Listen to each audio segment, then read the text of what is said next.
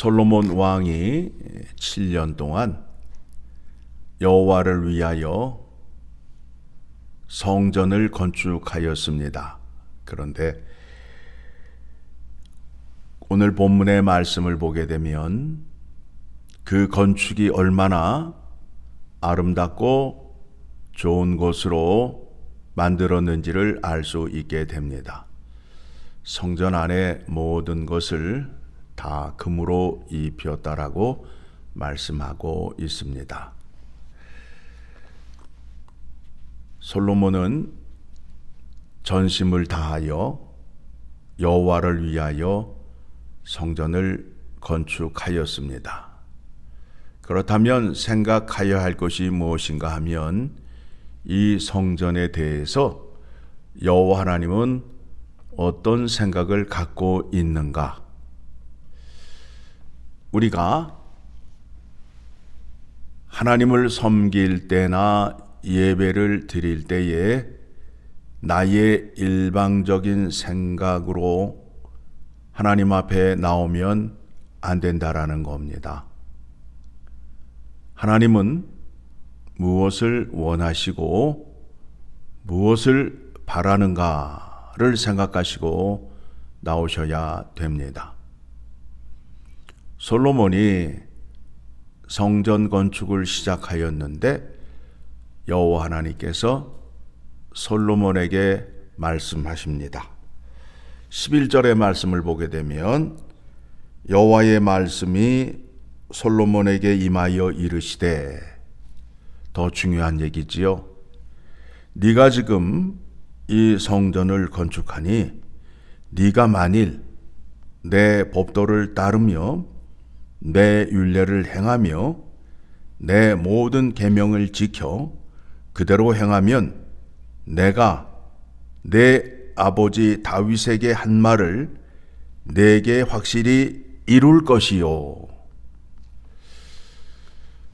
성전 건축을 했다고 해서 다 한 것이 아니라 하나님이 더 중요하게 생각하는 것이 무엇이라고요? 내 법도를 따르고 내 율례를 행하며 내 모든 계명을 지켜야 너에게 복이 있다. 너의 아버지 다윗에게 약속한 복이 너에게 있다라고 말씀하고 있습니다. 그런데 이스라엘의 실패는 무엇입니까? 우리는 좋은 곳으로 여호와 하나님께 성전을 바쳤습니다. 우리의 정성을 보시고 우리가 드린 예물을 받으시고 우리를 사랑하여 주시고 우리를 지켜 주시옵소서라고 하였단 말입니다. 그렇다면 하나님의 생각과 솔로몬과 이스라엘의 생각이 같냐는 거예요. 다르지요? 하나님이 원하시는 게 무엇인지를 깨닫고 하나님을 섬겨야 되는데 하나님의 뜻과 생각은 안중에도 없어요. 오로지 내 생각과 내 정성과 열심으로 하나님을 섬기는 데 있어서 실패를 보게 된다라는 겁니다. 13절을 보게 되니까 내가 또한 이스라엘 자손 가운데 거하며 내 백성 이스라엘을 버리지 아니하리라 하셨더라. 너희가 나와 맺은 언약을 지킬 때에 내가 약속을 이룸으로 인하여 내가 너희를 떠나지 아니하고 너희 가운데 거하겠다라는 말씀을 하신 것입니다. 이 말씀을 굳게 잡으셔야 됩니다. 자, 아까 이스라엘 백성들은 어떤 생각을 했다고요? 우리가 갖고 있는 금으로 솔로몬의 성전을 장식하였습니다. 그래서 우리는 할 만큼 했습니다. 라는 믿음으로 여호와의 성전으로 나오게 되었어요. 그때에 여호와 하나님께서 예레미야 선지자를 통하여 성전에서 이렇게 외치라고 말씀하고 있습니다. 예레미야 7장을 가게 되면 1절 여호와께로부터 예레미야에게 말씀이 임하니라 이르시되 너는 여호와의 집 문에 서서 이 말을 선포하여 이르기를 여호와께 예배하러 이 문으로 들어가는 유다 사람들아 여호와의 말씀을 들으라. 만군의 여호와 이스라엘의 하나님께서 이와 같이 말씀하시되 너희 길과 행위를 바르게 하라. 그리하면 내가 너희로 이곳에 살게 하리라. 너희는 이것이 여호와의 성전이라 여호와의 성전이라 여호와의 성전이라 하는 거짓말을 믿지 말라. 무슨 얘기예요? 하나님의 율법과 명령을 지켜 행하지 아니하면 하나님은 이스라엘 백성을 만나주지 않으시겠다라는 겁니다. 이 백성들이 6일 동안의 삶 속에서는 하나님의 말씀을 지키지 아니하고 안식일을 맞이하게 되면 제물을 들고 와서 하나님께 제사만 드리게 되니까 하나님이 그들의 제사를 받지 않으셨어요.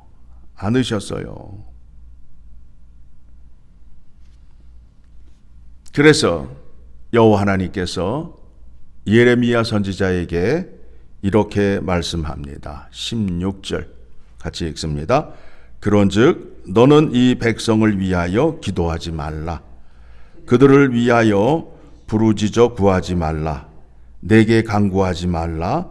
내가 내게서 듣지 아니하리라.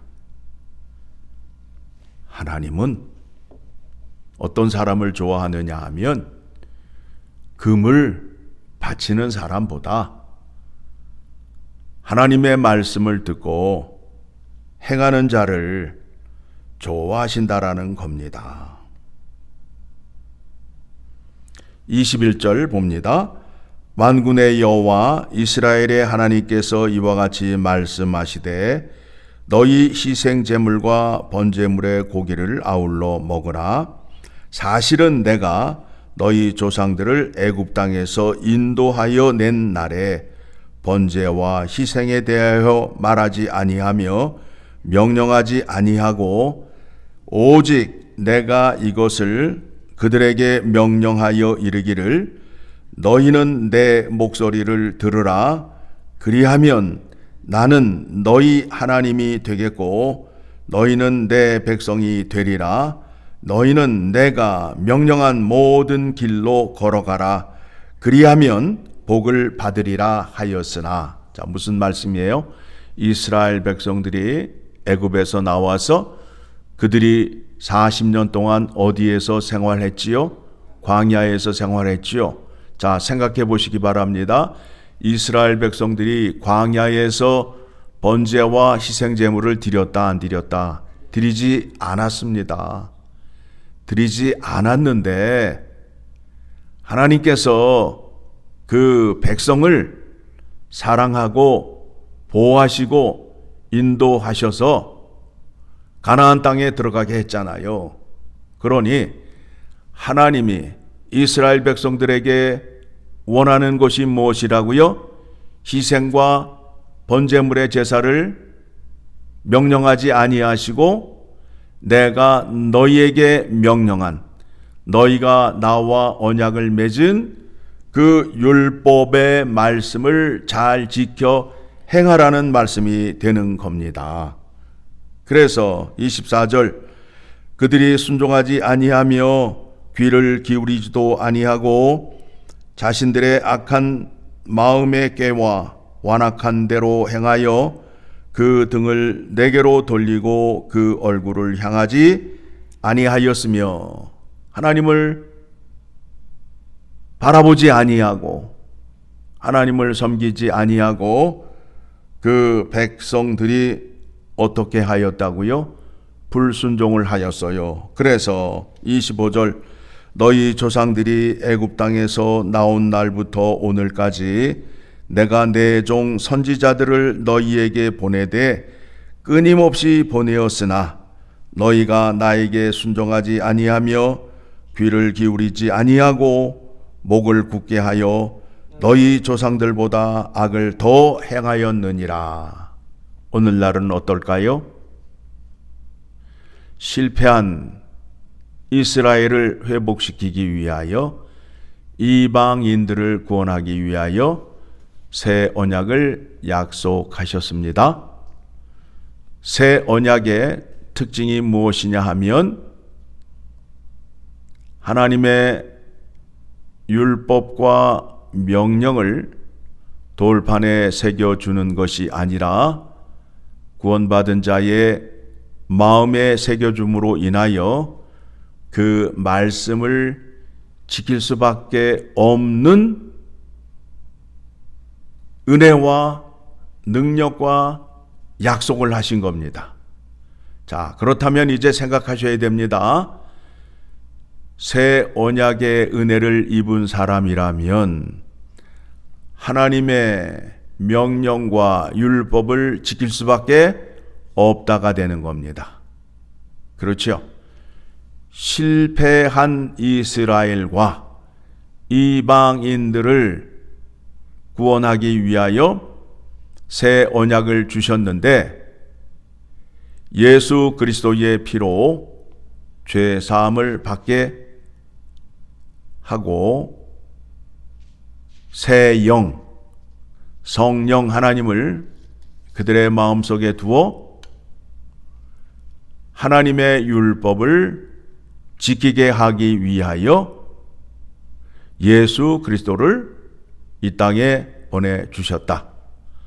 그래서 예수 그리스도가 이 땅에 오셔서 새 언약을 지키심으로 인하여 그 약속을 성취하셔서 성취한 은혜를 우리에게 줌으로 인하여 예수 안에 있는 자들은 하나님이 무엇을 원하시고 하나님의 뜻이 무엇인지를 알고 그의 계명과 명령을 지킬 수밖에 없다라는 겁니다. 이것이 새 언약의 능력이에요. 그런데 예수 그리스도의 이름으로 많은 사람들이 구원을 받았다고 하는데 참 이 능력이 나타나야 되는데 이 능력이 나타나지 않고 있습니다. 실패한 이스라엘처럼 하나님을 아는 데에는 관심이 없고 그저 하나님께 좋은 것만 드리고 내 정성을 드리면 다 된다라는 그 믿음으로 하나님께 나오고 있습니다. 하나님이 무엇을 원하신다고요? 순종이 제사보다 낫다. 들음이 순양의 기름보다 낫다라는 겁니다. 그런데 오늘날에도 순종을 귀히 여겨요? 제사를 귀히 여겨요? 이 하나님의 말씀을 깨닫기까지 참 오랜 시간이 걸리고 주님의 놀라운 능력이 나타나야 순종의 자리로 가게 되는데 우리가 기도할 적마다 우리의 욕심을 구하는 것이 아니라 하나님의 뜻을 구하고 순종의 자리에 갈 수 있게끔 할 수 있는 순종의 믿음을 달라고 기도하셔야 됩니다. 주님이 다시 오실 때 우리에게 요구하는 것이 무엇이라고요? 재주와 재능이라고요? 아니면 순종이라고요? 순종. 작은 일에 순종한 착한 종아라고 상을 주시잖아요. 하나님 말씀을 알아야 순종의 자리로 나아갈 수 있습니다. 오늘도 들은 말씀대로 순종하는 여러분 되시기를 간절히 소망합니다.